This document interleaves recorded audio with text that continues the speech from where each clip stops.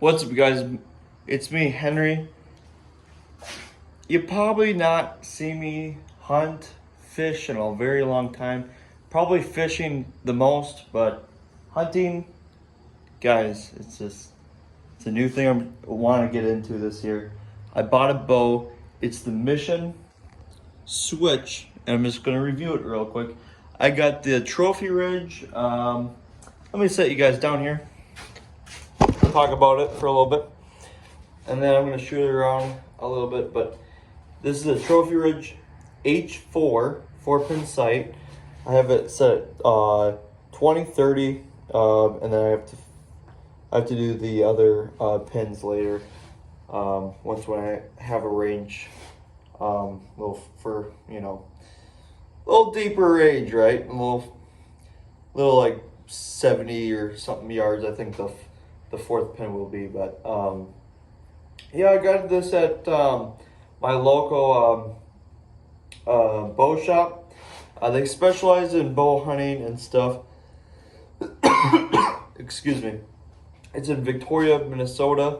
So that's a good place to buy a bow, in my opinion. My neighbor got one there, and he says if you're willing to spend a little extra money, they got good quality stuff there.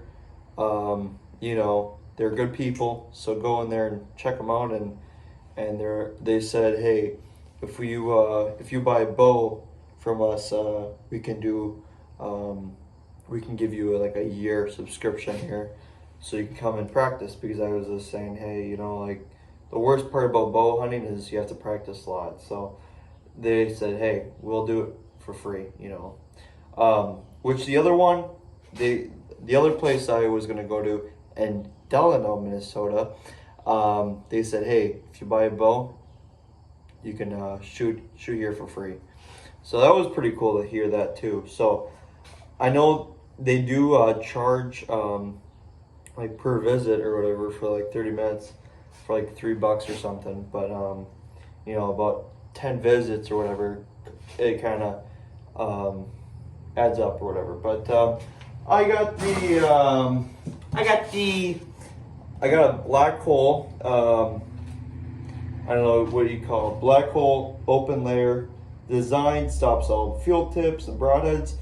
It's a 18-inch one, so not terribly large, but I'm just gonna shoot maybe just 6 of them for you guys to show you how impressive this bow is. I love it to death.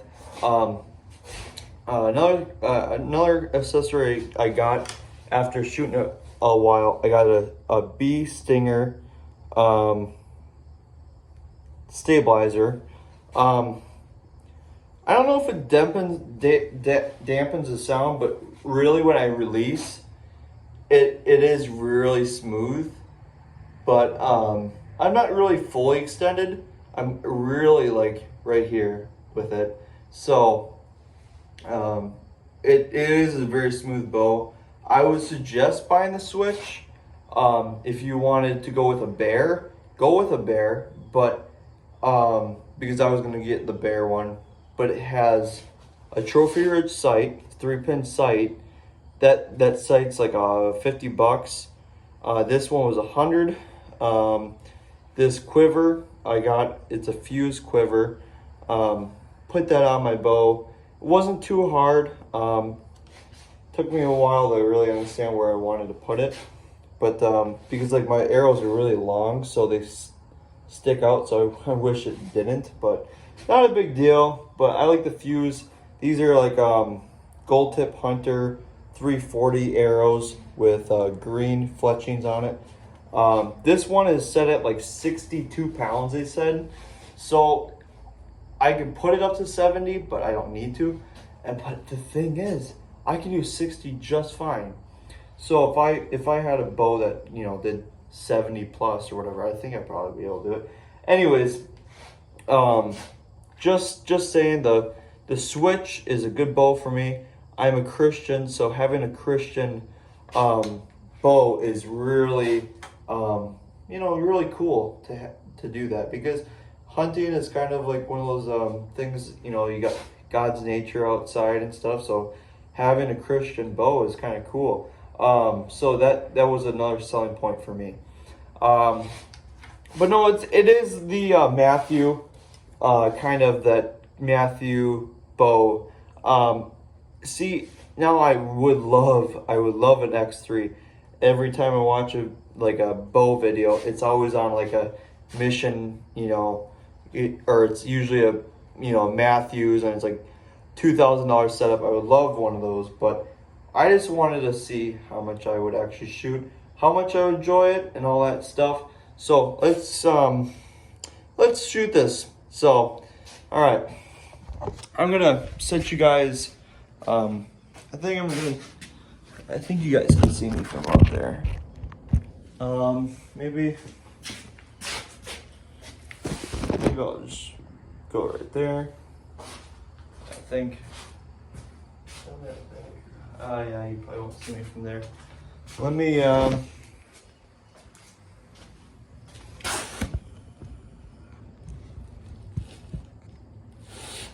just go right there, and I'll move to the target eventually.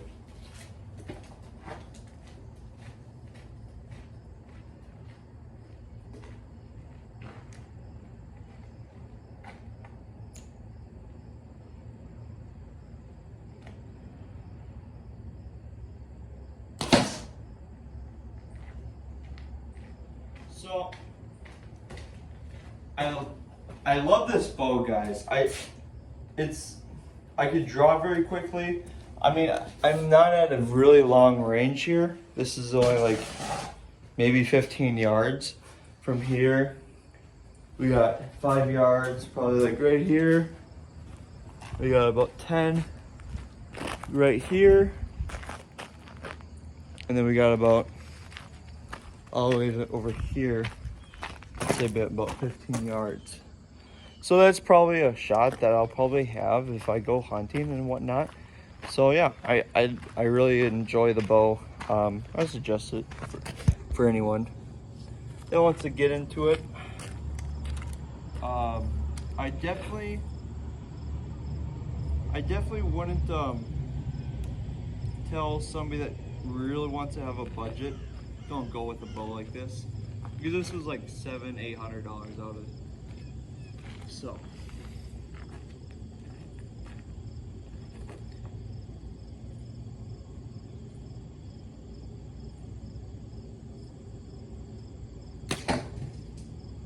okay, so one of the things I'm trying to teach myself,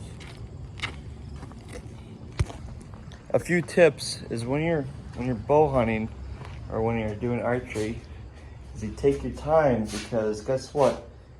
But the thing is though, I'm kind of realizing I'm really pulling like this, right? That's good. I look down the sight, I'm looking, I'm not gonna pull the trigger at all, but I'm looking,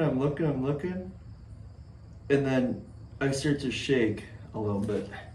So I feel like if you start to shake, you put it back and go slow. But it's like playing catch in baseball. Don't throw the ball unless you're practicing. If you throw the ball and you're just kind of like throwing it like, you know how baseball players, they'll just kind of like this, you know? When you're playing catch, you're pushing off your back foot, you know. Okay, I envision you talking to you guys about, you know, take your time and all that, and, you know, baseball. I wasn't really trying to tell you like how to play baseball, but that's how I was kind of envisioning it, is just when you're practicing bow hunting, practicing archery, do all the steps, meaning get your finger trigger ready, put it on the D loop, look at the target, look at it, you know, just say that's my target. You're gonna pull back, right? You're gonna look down the sight, have your nose on the thing. Don't have your tip on the. Don't have your tip of your nose on it. Have the side of the tip of your nose. Have it barely touching your cheek. Barely. Don't have it like resting on it. Barely on it, like, you know. And then you fire, and make sure your dot is not going this way, because if it's going this way, it's going to travel like this. But if it's going like this, that's usually just means like your arm's too extended and you're kind of like trying to hold it up. But if it's bend, you should be able to keep it straight, you know, instead of it going floating up. And then if it's going side to side, I kind of tend to because there's no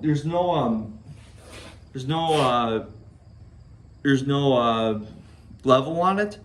But if there was, pretend that the bubbles now it's on. Oh no, there is a level on this. It's on the bottom. It's on the bottom of the sight. Anyway, so once when the bubble's in the middle, fire away, you know, and make sure that bubble's kind of slowly. Don't have it moving, you know. So that's kind of my 2 cents. When you shoot your bow, make sure you do all the things. You don't want, especially a beginner. I'm a beginner. Don't go super fast. Don't take your time. Just because you don't want to form bad habits. Just like driving, you can form bad habits if you're just doing everything fast. All right. Just do these small little measures, because guess what? Once when you're all experienced and stuff, and you're going out with your friends and you're shooting, you can take your time too when you're with your friends, because it's archery. That's what you do, is you just take your time. You're up in a deer stand and you're taking your time on a deer that just came to your deer stand. So you're taking your time, you got adrenaline. So a lot of times people will think, practice drawing your bow and firing like in 2 seconds, 3 seconds. Dude, this is not like conceal and carry. It's not defending yourself. It is, you're shooting a deer, and this arrow, you have to take your time. And I don't like it when people think it's like it's a race, especially on this. It is definitely not a race. But yeah, I don't know. You guys, I only shot twice, but I'm at my storage unit. Not a really good place to shoot.